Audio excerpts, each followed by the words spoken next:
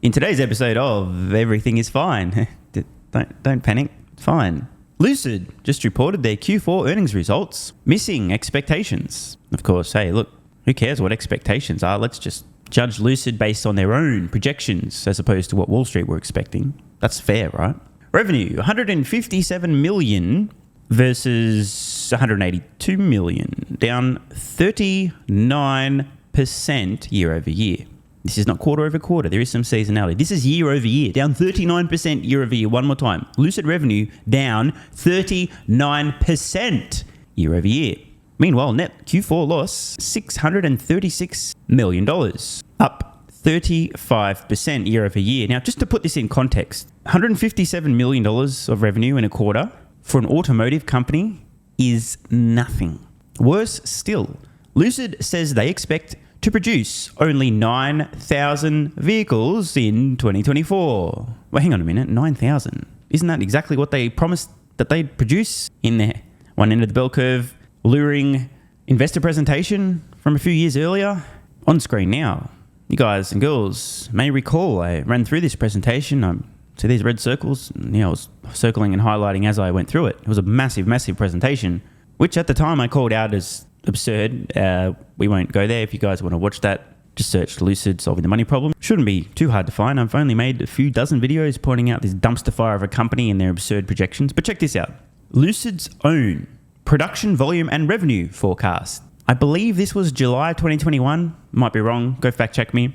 This was Lucid projections. For 2024, they were telling potential investors, aka dumb fucks, that they were forecasting 90,000 annual deliveries in 2024. That's 90,000. Total revenues for the same year, 2024, 9.931 billion. Let's just round it up to 10 billion. So 90,000 deliveries, 10 billion in revenue. Less than 3 years later, guiding for 90... Oh, no, that's 9. Oh, they're missing a 0. Oh, okay. So turns out their forecast was off by literally one order of magnitude. As for the revenue of, call it $10 billion for the year, it might be tough, given the fact that last quarter they did just over $150 million of revenue, and for the full year, under 600 million. Not 6 billion, 600 million. Rest in fucking peace. Of course, no one could possibly have seen this coming, except the guy who posted a dozen plus videos saying this was coming. This is, by the way, just so staggering to read. Lucid, in Q4, delivered 1,734 vehicles for the entire quarter and 6,001 vehicles for the full fucking year. Worse still, they produced 2,391 vehicles in Q4. Pretty big gap between production and deliveries. Now look, in fairness, it does take time to deliver vehicles, but you'd think if you're at this piddly scale that you'd find a way to deliver as many of the vehicles as you produce as possible that year. It's not that many. Just pay some people some overtime to fucking hand deliver them themselves, unless there's not enough orders coming through. In addition, for the full year, they produced 8,428 vehicles versus delivering 6,001. Hilariously, let me quote, meeting the higher end of 2023 annual production guidance of 8,000 to 8,500 vehicles. What a self-flating organism. Now, it's true, Lucid have repeatedly revised their production and delivery guidance, but just remember, these are the same shitheads who in 2021, mid-2021, were telling potential investors that they were forecasting 49,000 deliveries last year. Not 8,000 to 8,500, 49,000. If you guys are at least half decent with numbers, you might have noticed a trend here. Let's just round some numbers and say Lucid was aiming for roughly 50,000 vehicles delivered in 2023, and they delivered roughly 8,000. They got roughly, and I mean roughly, a fifth of the way there, about 20%. I'm rounding a bit, just to keep it simple. Yeah, 2024, they're now aiming for 10% of their projections. So from 2023 to 2024, they've gone from roughly 20% of their forecast to now about 10%. Rest in fucking peace, Lucid. And what is this on screen right now? From September 2023, Lucid's 2022 revenue, $608 million. CEO's 2022 compensation, $379 million. Madness. Yet he obviously is underpaid. But wait, there's more. What's this? Lucid's board has approved a $6 million cash bonus for the company's CEO, Peter Rawlinson. Lucid says this bonus is for Peter's, quote, significant contribution to this milestone achievement in relation to the Lucid Gravity SUV unveiling in late 2023. Oh, can somebody explain this picture to me on screen right now that I didn't make myself? I don't understand it. What's this thing along the bottom? IQ score. What's this? Like 55? So, okay. He's vacuuming, money, and that's Peter Rawlinson, I think. Can someone explain what this means to me? I don't understand. God damn it. There's some great commentary in this thread, by the way. Check this out. Lucid's revenue is roughly 3 times their interest income. 2023 revenue, under 600 million. 2023 interest income, over 200 million. A little bit out of proportion, in my opinion. But don't worry. Despite the terrible results, it turns out that Lucid made $377,000 for every vehicle's... Lucid lost about $377,000 for every vehicle that they delivered in Q4 2023, which I'm sure it's fine. They can just run some Super Bowl ads and sponsor some more logos in corner posts during some combat sports, and then they can increase their prices by about $400,000 per vehicle and everything will be fine. Wait, what's this on screen? From February 16th, 2024, as in a few months after the financial disaster that's just been reported. Lucid has cut prices across its Air EV lineup by as much as $8,000. What's $377,000 plus $8,000? Fuck me. I'm sure everything's fine. But don't worry, things are much better across the metaphorical pond. Rivian said it only expects to produce 57,000 vehicles in 2024, below expectations of 80,000 vehicles. 57,000 is roughly in line with 2023 total deliveries. Interesting comment here from Stephen Spencer. Makes sense if you figure R1T demand gets siphoned by Cybertruck. So, hey, I don't want to be a hater. Rivian have made a very compelling product. They're losing a lot of money selling them to a finite market. And now the Cybertruck has entered the picture. And they've also ramped to pretty decent volume, but they do need to continue to grow quite dramatically and reach high enough scale to drive their costs down to actually start making money on vehicles. But you know what's not good? Being a company producing products that are completely upending and disrupting and transforming an industry, and rather than growing meaningfully, you're treading water. So, I mean, I don't know how else to say this, guys. This is not a good sign. Now, of course, as I might have said a few trillion times, Tesla does not exist in a vacuum. What happens when interest rates go through the roof? Consumers tighten the purse strings. And what happens when a company with the best products on the market can produce them extremely profitably and sell them much cheaper than you can? This is what happens. Tesla is unintentionally, at least not their primary goal, squeezing the nuts of everyone else producing vehicles of any kind, especially electric vehicles on the planet. Tesla is dictating terms in the EV industry. They're dictating pricing. Lucid, bro, what a catastrophe. And now Rivian. This is a huge blow. So again, just remember, when you hear the people panicking and freaking out about Tesla, who mentioned they're between growth waves, who continue to cut prices to keep selling through production, you see all the panic around Tesla, just remember that they don't exist in a vacuum.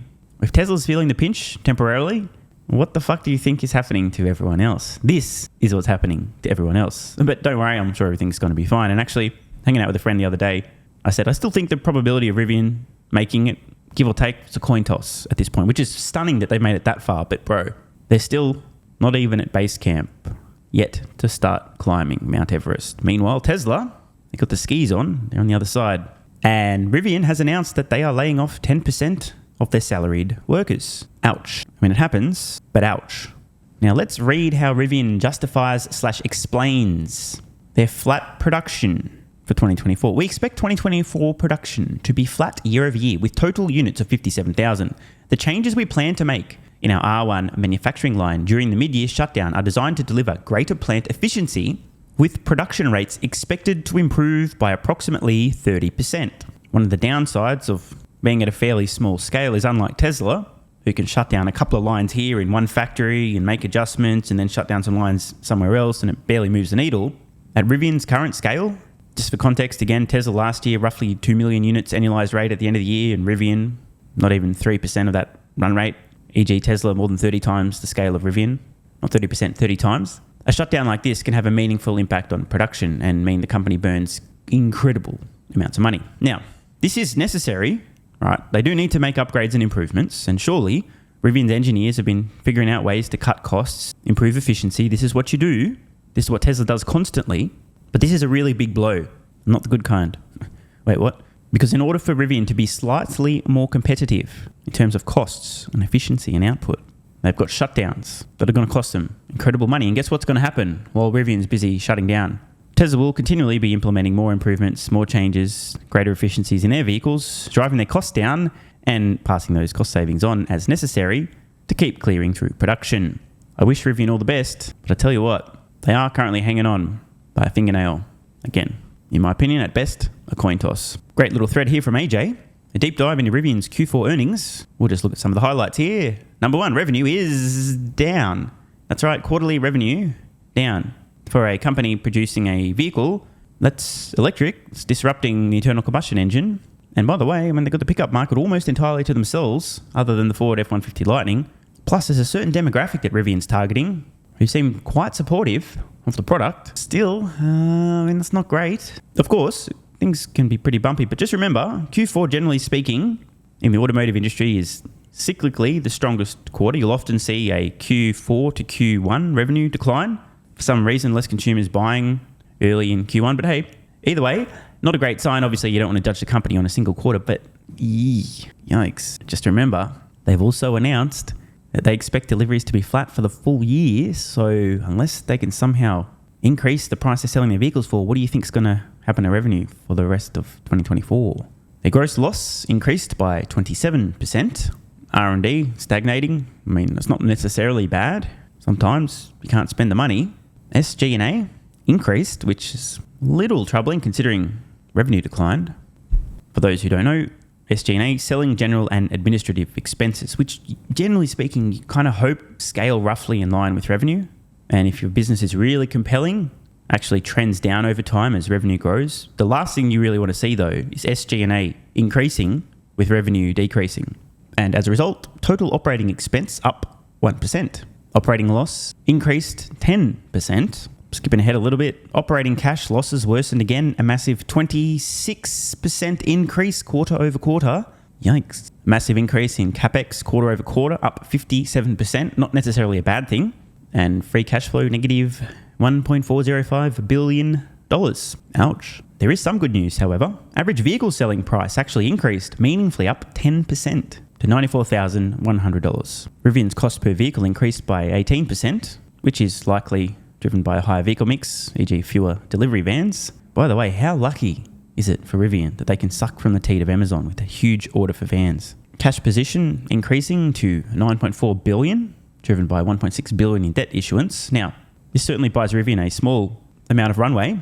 They ain't going bankrupt tomorrow, but relative to their mounting losses, likely flat production and deliveries, and also likely prices not really going anywhere meaningfully up, possibly down, it's pretty likely that Rivian's going to need to raise many times again before they reach money printing stage if they actually get there.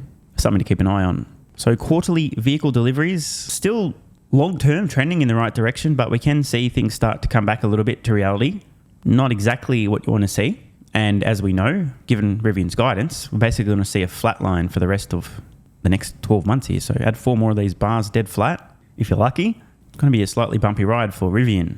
And just taking a quick look at Rivian stock after hours, stonk down over 15%. Seems like investors on average weren't exactly stoked with this news. Now, just for the record, I would not be touching Rivian stock with a 420 quadrillion foot pole personally, but that's not to say that it might not be great value at a sub $15 billion market cap. It's just, I still personally think their odds of success at this point in time, roughly a coin toss. They are, of course, competing against the gigachad of gigachads. That would be Tesla. There's no way they're ever going to take the crown from the top G. So, I mean, well, all I can say is it's definitely not going to be smooth sailing for Rivian. And funnily enough, Tesla does not exist in a vacuum. Every time you see Tesla cut prices, ease off the pedal, mention concerns around interest rates, etc., just remember the potential impact this stuff has on their so-called competition. 2024 looks to be an exceedingly painful year for electric vehicle startups. And I do just want to do this. I have to do this. Rivian, since IPO, down 88.16%. I did repeatedly point out that I wasn't really understanding why the valuation made a lot of sense back in late 2021. I call this stock chart the reverse Everest. And meanwhile, Lucid, I guess, would be the reverse Olympus Mons. Down 62.59% all time. However, key caveat here, back in the early days, this was pre-IPO. A lot of people buying the vessel that was likely to eventually become Lucid. We see Twin Peaks here, a closing price of $52.94 in February 2021 and $55.21 in November 2021. Remember November 2021? Why does that ring a bell? Oh, that's right. We just saw Rivian at IPO peaking November 2021. The same fucking month, almost the same day. Lucid stock peaking at $55.21, down over 93% since. Now, isn't that fascinating? Why would it be that two separate companies see their stock price peak almost identically, all-time high, all-time brain damage, in November 2021? After all, they're entirely separate companies, unless the answer is that the stock market doesn't accurately reflect, at least over the short term, a company's performance, potential, or fair valuation, but instead possibly reflects sentiment of sheeple who think they're investors. Oh, EVs into the moon. What's the next Tesla? Would it surprise you to know that Tesla also peaked in November 2021? If you ever needed a clearer illustration of herd mentality in the stock market, I don't think I'll be able to find one. So I rest in peace to everyone who believed what they read in the Lucid investor report from mid-2021. Many folks who purchased roughly around the time of that investor report, if they're still holding, down roughly 85%. Rest in peace. Want more content? Early access? Bunch of perks? Click the links in the pinned comment. AG1 has given me a massive, meaningful boost in energy, allowing me to do a lot more every day, including using my brain more and using my body more. I highly recommend you guys and girls check it out. It's an excellent way to fill in nutritional gaps. It's got 75 high-quality vitamins, minerals, and whole food source nutrients, plus prebiotics and probiotics and digestive enzymes and adaptogens to help you deal with stress. Plus, if you click the link in the pinned comment or head to drinkag1.com/SMR, you can get yourself a 1-year free supply of vitamin D3 and K2. But don't take my word for it. Here's what some of you guys and girls have to say.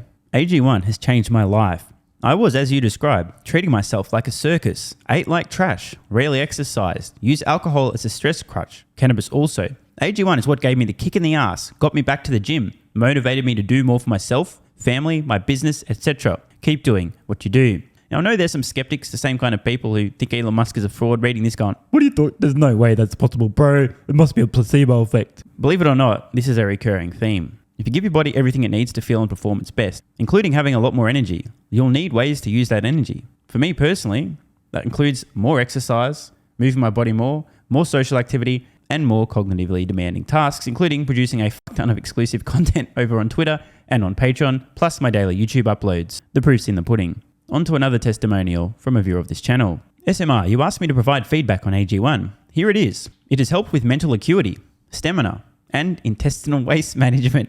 Can't read between the lines. It certainly helps with regularity and digestion. That's what the digestive enzymes are for. It has also dramatically reduced my cravings for sugar. You guys need to stop eating sugar. It's fucking poison. I'm 50, 5'9", and overweight, aka a fat motherfucker. I think that's a technical term for overweight, isn't it? Is it fat motherfucker or obese? I can't remember. I average 100 hours a week in the West Texas oil fields as a safety supervisor. Jesus Christ, dude. No wonder you're struggling to keep your weight under control. 100 hours a week. Brutal. It has helped me lose weight. It is not an appetite suppressant. It can help fat people suppress cravings, and motivation to be healthier is critical for changing your diet. Love you, brother. Again, this is a great point. It's something people really don't seem to grasp. If you have more energy, everything becomes easier. It's like turning on easy mode for life. A few years ago, before I was taking AG1, my health was trash. I was struggling to get through the day, had afternoon fatigue. The last thing I wanted to do was either use my brain or move my body. Didn't have the energy. Now, my biggest struggle every day is figuring out ways to use that energy. I'm exercising way more, doing a lot more with my friends and family, and of course, my work output has increased substantially. And you can fact check me. Check out the average length of my videos I was posting to YouTube 3 years ago. Need I say more? And one final testimonial. Love this one. Okay, here's the deal for me with this AG1 shit. I'm 41 years old and not the type to eat, drink, smoke, or sleep healthy, so I was skeptical. That being said, here's what I experienced. Day 1, meh. Day 2, afternoon fatigue was about 45 minutes late. Day 3, 0 afternoon fatigue. Day 4, 0 afternoon fatigue plus extra energy. Day 5, again, 0 afternoon fatigue plus energy, wondering, what the fuck, really? See, this is the thing, right? The results for many people are just almost too good to be true. This is the same experience I had. My afternoon fatigue just vanished out of nowhere. I'm like, wait, what the fuck? Why am I not tired in the afternoons anymore? Surely it's not that AG1, is it? Turns out it was. Day 6 and 7, same thing. Day 8, same thing. Plus, I had the want to get things done around the house that I normally would slack off and not get done. Again, the point, extra energy, you'll need to use it. You'll find ways to use it. Day 9, 10, and 11, and today is day 12. I fucking love it. So however you managed to get me to buy it, I'm so glad you did. Thank you so much, SMR. It really changed me so far. Guys, this shit really works. Just try it. By the way, this is the reason I continue to relentlessly promote AG1. A lot of people get real fucking mad in the comments. Oh my God, Snake Oil Salmon's sold out. Oh my God, he's a scammer. This is fraud. But constantly, I'm pretty sure everyone making these comments is also currently short Tesla stock. I'm not particularly concerned about people having a negative perception, those folks suffering from small brain syndrome, still living in my bum's basement syndrome, etc., writing mean comments, claiming AG1's a scam or it doesn't work. I mean, bro, when I get feedback like this is what keeps me going. Just try this stuff for a month, and if you don't get these results, get your money back. See, it's a literal no-brainer. It's an IQ test at this point in time. Testimonial after testimonial after testimonial like this. Get your money back if it doesn't work. Just try it for a month, and if it doesn't work, get your money back. Today's the day. It's finally time. Be like this guy who was a massive skeptic, but finally, after 1,000 promotions in a row, caved in, tried AG1, and has results like this. Head to drinkag1.com/SMR or click the link in the pinned comment, and please, let me know how you're feeling in a few weeks' time. Now, if you'll excuse me, time to put my extra energy to good use. I'll be recording some more exclusive content for Patreon and my Twitter subscribers. So click the links in the pinned comment, see you over on Twitter and or Patreon, and don't forget to grab your AG1. Love ya.